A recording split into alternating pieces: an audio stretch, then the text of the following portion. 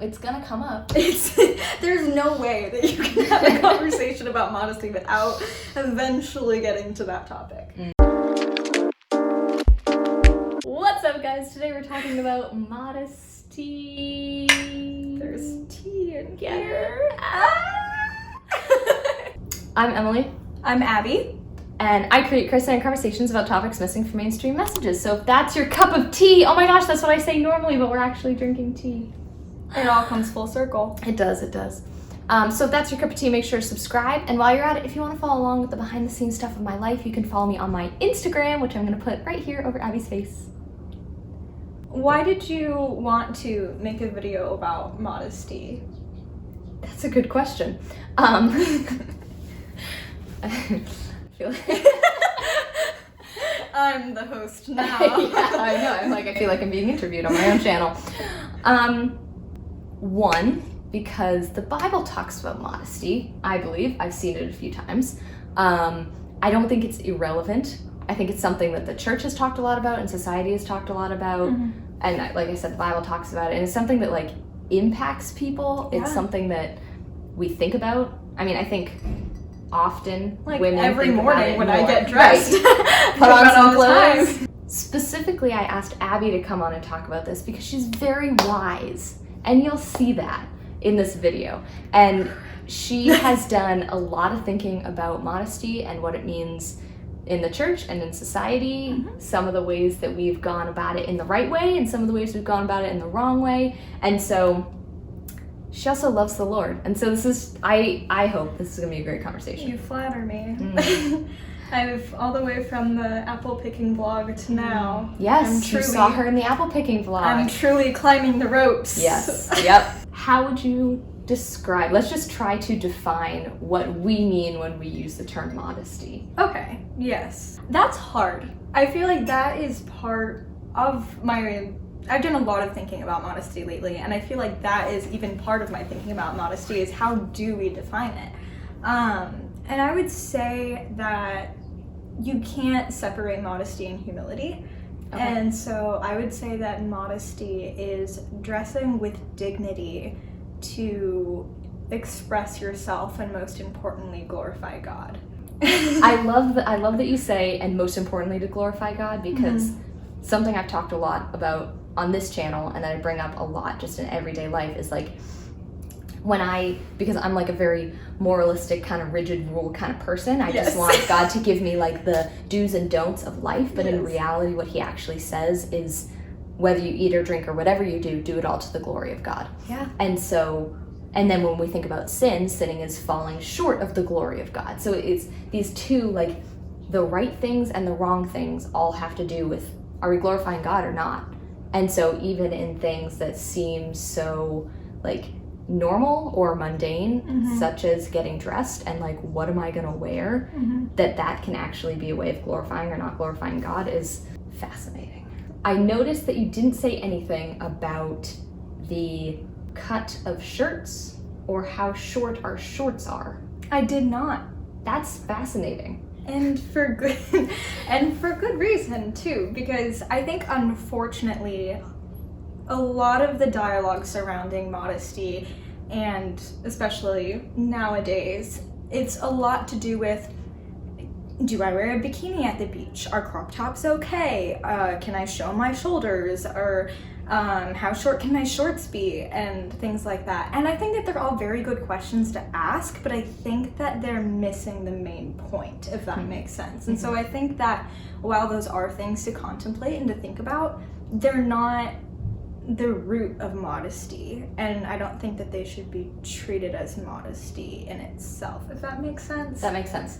May I push back just to play devil's advocate, just for fun, Just because for I fun. know the people in the comments will. So what I've noticed recently is that we've kind of actually moved away from like talking about like, okay, well you can't wear spaghetti straps and you can't wear the short shorts and you can't wear mini skirts and you can't wear crop tops and you can't, like we've moved away from this, and I almost feel like, or some would say, Some would say. Some would say that we have kind of swung in the opposite direction, and a lot of people have, like, since we've seen all of this, like, do not kind of thing, that we've pushed back entirely against it, and we're like, you know what, it doesn't matter really what we wear. Yeah. Like, you wear what you want to wear, and what you want to wear glorifies God. Like even from a Christian perspective, I feel like we have become so careful about how we talk about modesty because it's been talked about poorly in the past. Yeah. That we're like, now I'm either not going to talk about it at all. Yeah. And give no guidance, or I'm just going to be like, you know what, modesty is all about a heart position, and so it doesn't matter what you wear, it only matters what your heart is. Yeah, I think that that's really interesting, and I love, like, the dichotomies created in your explanation, because often when I think about it, I think of more secular culture kind of being more about the expression piece and more about the I can wear whatever I want, sort of that extreme, versus a lot of the time, sadly, in Christian culture, it's been, or like in the church, it's been more about the other extreme of you must not wear this, you must not show this, you must not do this. And I think that both are sad in a way, if I can say that, because I think that both have good points in them, but they are missing other points. Like, I think that there needs to be balance between the two, if that makes sense. Yeah.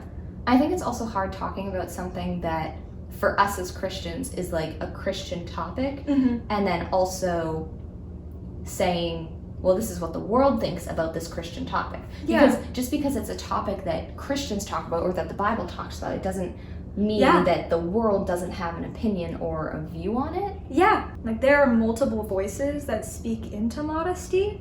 And as someone who grew up a pastor's daughter in the church, but also spent all of the grade years in public school, and, you know, it's not like I had this separation growing up. I mean, I was, you know, I'm a Christian living in the world, but trying not to be of it. And so I think it's hard when there are concepts or ideas that both church and culture, outside culture, have a say in. A lot of the time I think that gets jumbled, and I think a lot of the time they can communicate with each other. I don't know, it's hard to explain, but I feel as if a lot of the time you forget which message is coming from what, or the messages will overlap, or they'll swing into completely opposite directions, and you have no idea what to do. Yes, and I think also part of this confusion comes from the world trying to speak into the church about the church's business, and the church trying to speak into the world about the world's business. Yes! Like, it's the church saying, like, well, we have all of these standards of modesty, which I think to some extent is fine. Like, there is freedom in the Christian faith for you to have your convictions about modesty and for me to have my convictions about modesty. And they don't have to necessarily be the same as long as we both have the right heart and we're not just literally wearing whatever we want. I just need to put that qualification in. Yeah, I think we need to disclaimer down below. Like, you should wear clothes. In this culture. I'll add that too. Yeah. In America. So anyway, it's like the church is, the place of the church is not to say, like, I have these convictions about modesty, and so should you, my non-Christian neighbor. Yeah. Like, we can't doesn't make sense. No, right. We can't be holding people who don't agree, even believe that the Bible is authoritative and given by God, who don't even believe that there is a God. Like, things like the fundamental truths of Christianity, we can't hold them to these morals that the Lord sets forth. Yeah. Because they don't even believe in the Lord. Yeah, and it sort of gives the impression that Christianity is legalistic and that you have to do these things in order to please God. And that is a confusing message in itself, as you said, for someone who doesn't believe in God. They're like, what do you mean? But, like, you know, even in general for Christians too, I think that, you know, you have to err on the side of caution, and especially when you're not going to evangelize to someone by telling them your shirt is cut too low. Right. Like, that's not the gospel, that's not the good news, and to shame someone before you even talk about how Christ takes away shame is a train wreck. Yeah. At the same time, I think there's also a sense in which the world has been speaking into the church about modesty and saying, we don't agree with your modesty standards, change them. Yeah. I think we sometimes feel that, and whether or not it could be explicit or implicit, whether through kind of like making fun of Christians who dress a certain way. Yeah. Like, I know there are people, especially people who are on Instagram who are Christians, who follow certain their convictions that are their own personal convictions for their faith and their relationship with God, but they're totally reamed and like made fun of by non-Christians and by people of the world who are like, well, you don't need to, like, why are you following those standards? That's so dumb. Like, I can't believe that you like measure your shorts or whatever. Like, whatever conviction that they as Christians have ended up with, when the world like starts trying to speak into that and be like, that's weird. The fact of the matter is, like, the things that Christians do are inherently going to be weird to the world. That's what Jesus said. Yeah. But like, I think in the area of modesty, like, we're just kind of like sensitive about that. Like, it's a sensitive topic. Especially because I think that modesty has often been abused in the past, but also in current day can sometimes still be like an abused topic. And so when you think about how modesty has been used to shame women, that's not good. Right. And then, you know, in situations where women might be taken advantage of, they'll be asked what they were wearing. And so there is placed a lot of responsibility on the women, on women to dress a certain way or do a certain thing. And I think that because of that, I think that secular culture has reacted against that rightly. I think that the church has reacted against that rightly. And I think that is more about the abuse of modesty rather than modesty itself. Right. And I think a lot of people think that modesty is the abuse of modesty rather than modesty. Yeah. Like, something can be good and true and helpful and be misused. And I think that's something that's really, I mean, that happens in I find so many aspects of Christianity and in the church, where people are like, and I get this, like, I get the hurt that comes from people who've been hurt by the church, and so then are like, well, it was Christianity that hurt me. It was God who they have this, I don't want to say vendetta, but like, they're against and hurt by an abuse of Christianity, a twisting of what Christianity actually is. I mean, Christianity is, and I say that as the original, Christ. Christ is perfect. Yes. The character of God is perfect. But then we as humans, when we take religion and we take the Bible and we twist it for our own gain, whether knowingly or unknowingly, when we put our sin and we're using something that's perfect, we're always going to mess it up, and we're always going to, it's going to hurt. Yeah. But that doesn't take away from the perfectness of Christ. It just re-emphasizes like the brokenness of humans, which is exactly what the Bible teaches.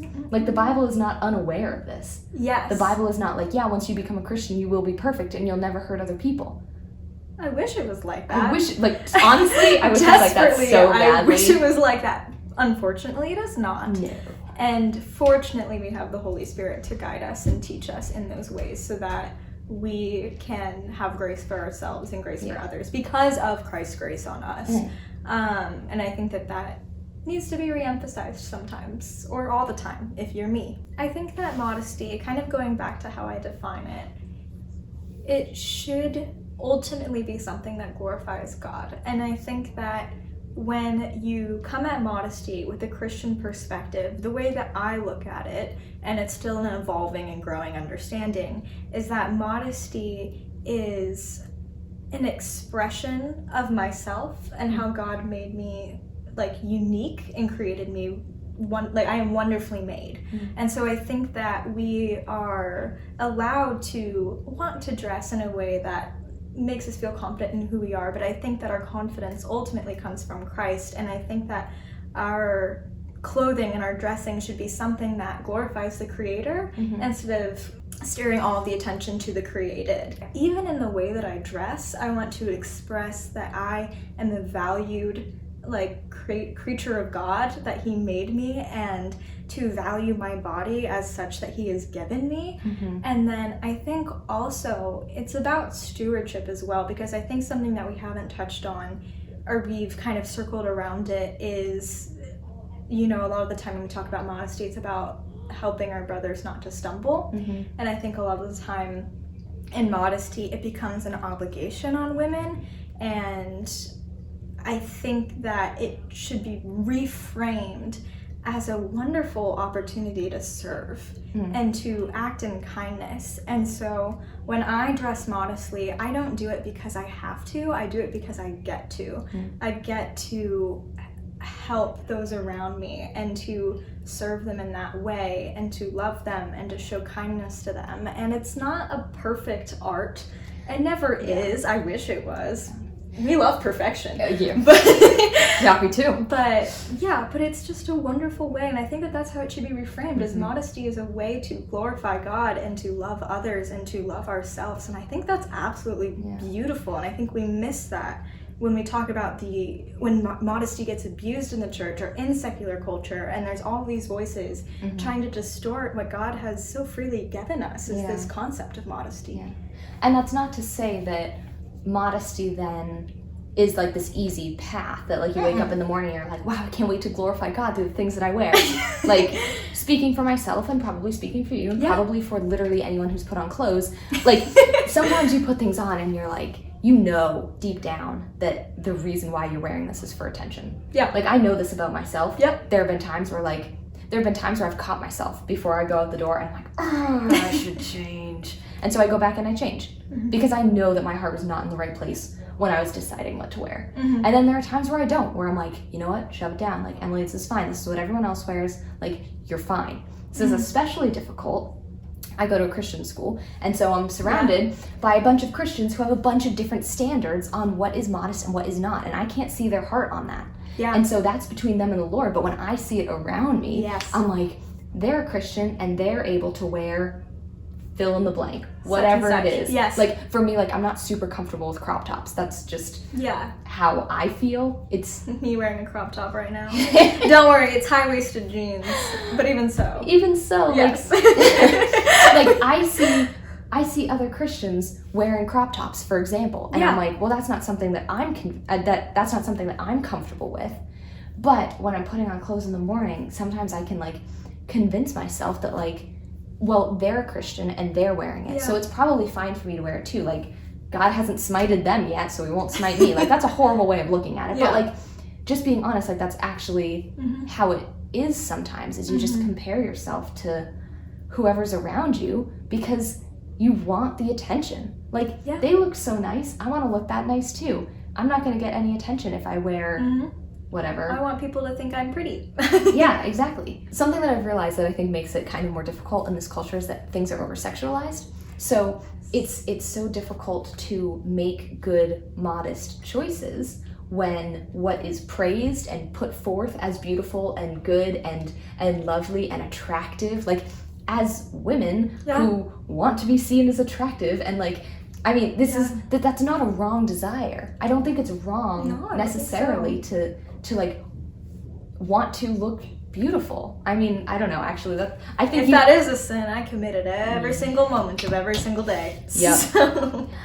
I think that's an interesting point though, so comment down below what you think about that, because I would love to hear other people's thoughts. I would be interested in other people's thoughts on that. I haven't thought too much about it. But yeah, like, if that's a fine thing to want to look nice and want to look beautiful, and so when you live in a world where sex is like the thing, and dressing sexy shows off those different aspects of your body, which are good and fine. That's the way the Lord created you. Like, I don't want to come out here being like, we don't want to shame people for having body parts. Right.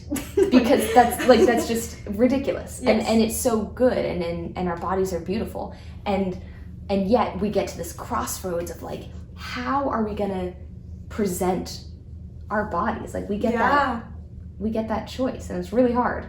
It is very hard. And you know what I found, which makes it like 5 times harder, is when I had to go shopping for this summer to go to Africa, and I lived in Uganda, that, you know, shopping for Uganda, they have a different set of modesty standards. Right. And that was very hard for me to figure out how to let go of my idea of what being pretty looks like and trade that in for clothes that it was hard. It was really hard, especially since I'm shopping in America, which has different modesty standards than Uganda. And so it's like I could not find a shirt that, you know, covered enough of my shoulders and also didn't have like any, you know, like it was just so difficult. And at one point I really just had to think to myself, like, Abby, you're going there to serve, and you also can serve by the way that you dress. And I think that that's something that I don't want to lose when I dress here as well. I think that's interesting because we haven't really we've talked about like modesty for ourselves, we've talked about modesty as a way of honoring God, but we haven't like really talked about modesty in terms of like what's our responsibility. And I know you don't like the term of like, it's not an obligation, but like what I think our duty, responsibility. Maybe we do kind of have a responsibility as towards Christians. Other people. Yes, as Christians. Thank you for that qualifier. Yes, if you are not a Christian watching this video, first of all, hello. Second of all, I hope you're enjoying it. Third of all, thank you for being here. Fourth of all, yes, we are coming at this from a Christian perspective according to Christian belief and Christian morals, and we're glad that you're here, but we don't want you to think that we are saying things for you to follow as a person who is not following Christ. Right. That is not our heart. Yeah, absolutely. So yeah, let's talk about other people. Serving others, yeah. Yeah. Should we go straight to the belly of the beast and talk about men and women? Or it's gonna come up. There's no way that you can have a conversation about modesty without eventually getting to that topic.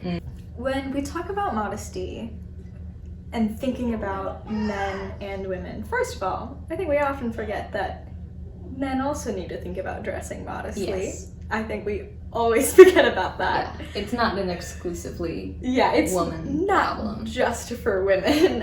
So I think there's not as much that I can say about how men should dress modestly because I'm not a man. If you couldn't tell. But I think sometimes, because I know earlier we talked about the abuse of modesty, and I think when we are abusing the concept of modesty, it is not holding men responsible for being able to control and filter their own thoughts. I think that they do have a responsibility to do that. And so saying that, I don't think it's purely on women to handle that. Like, it's not a woman's job to control a man's lust. Right, and absolutely. I think that is hard, and I think that as a Christian woman, I know what it is like to struggle with sin and to struggle with temptation. It's not fun. It is not fun. And so if there is a way in which I can serve my brother in his struggle, in his process of fighting for sanctification, or maybe like growing in sanctification, like if there's something that I can do to help him out, then I want to do that. Not because it's not his responsibility to work on those things, but it's because as his sister in Christ, I get the opportunity to help him out. And I think that's wonderful. Right. Like, and I think this is true because it's not just men who lust and women who need to dress right. It's also women who lust and men who need to dress well. True. Right. Too true. Too true. And like, as women who have struggled, as literally everyone does, like, how helpful would it be to have men who are respective and responsible to that? And actually, I'm sure that this would open up a whole other line of conversation, but you are a woman in a very committed relationship. This is with true. A man. This is true. And I wonder, because I think I can come from a more general perspective, but I think that you also can talk more specifically, if you would like, about, I mean, how that works in your own relationship as people who are committed and attracted to each other. Yep. Yeah, dude. That's a whole other YouTube video right there. That is so hard. I do want to touch on that because that's a good point. Like, every person is in a different spot. Whether you're single, whether you're I'm single, dating, boys, whether you're married, whatever it is.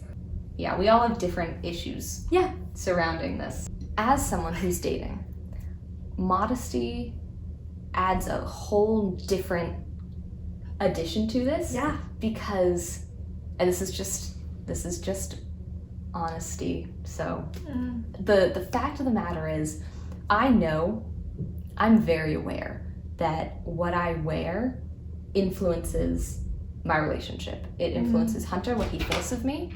It influences what kind of, like how we interact with each other. Are we going to be more touchy and kissy? Are we going to make out on the couch? Like what is going to happen when I see him if I'm wearing this thing?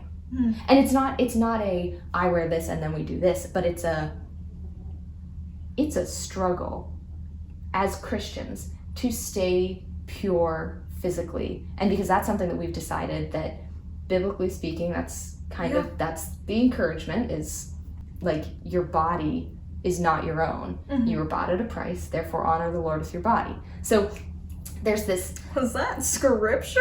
That is a memorized scripture because it is so difficult. I'll probably end up making a boundaries physical.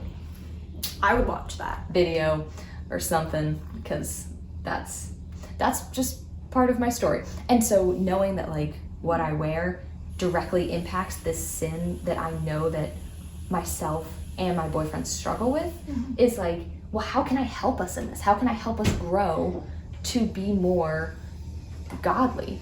And it's not going to be in being careless with the things that I wear. It's not going to be like wearing things that I know are going to be a temptation for him, that I know is going to cause us to stumble in ways that we are trying to love each other in. Like, it's not, for me, in a relationship where we've decided that sex is not for us before marriage, and the things surrounding sex are not for us before marriage. Like, when we've made that decision, it is unloving of me to wear things, do things, say things, make myself look certain ways that will encourage him to step across boundaries that we've already set up. Like, I'm leading him to sin when I wear certain things. Yeah. And again, I'm not saying it's all my fault. Yeah. It's a two-part responsibility, but I, as the person that I am, I need to own my responsibility for that. And for me, I think that's where it comes back to modesty being humility. Yeah. It's not saying, look at me, kiss me, touch me, say that I'm the best, say that I'm so attractive, that I'm the most beautiful person in the world. That's so self-focused. Yeah. But if modesty is humility, it's saying, like, I can love you through the things that I'm wearing in order to encourage you away from sin, in order to encourage you towards holiness and purity.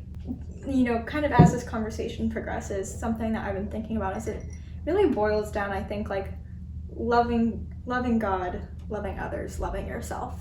And I think when we go back to honor God with all your heart, mind, soul, and strength, and to love your neighbor as yourself, I think that modesty is one of those ways in which we get to do that. And it's loving God with our bodies, loving how he has created us, and dressing with dignity, knowing that we are creatures loved by God. It's loving others by knowing that we're all broken people and that we can serve them and with kindness in that way.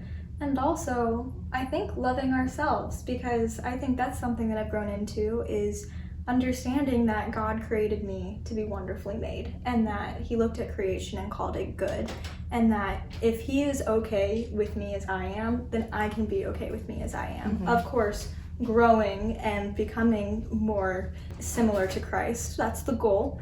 And I think your story with your relationship is a beautiful example of two humans that love each other and love God, and want to love God well and love each other well. And one of the ways in which you do that is by the way that you dress. Yeah. Thank you so much for watching this video.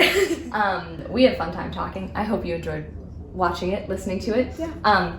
Please join the conversation. We would love for you to comment down below what your experience was hearing modesty messages. Like, how did your church go about talking about it? What kind of messages did you receive from your parents, from the world? Like, what was your experience with modesty messages growing up? I'm really curious to know. Love to hear more. I think we all grow up with different experiences in that area. If you liked having me here, hit like. If you didn't like having me here, hit like.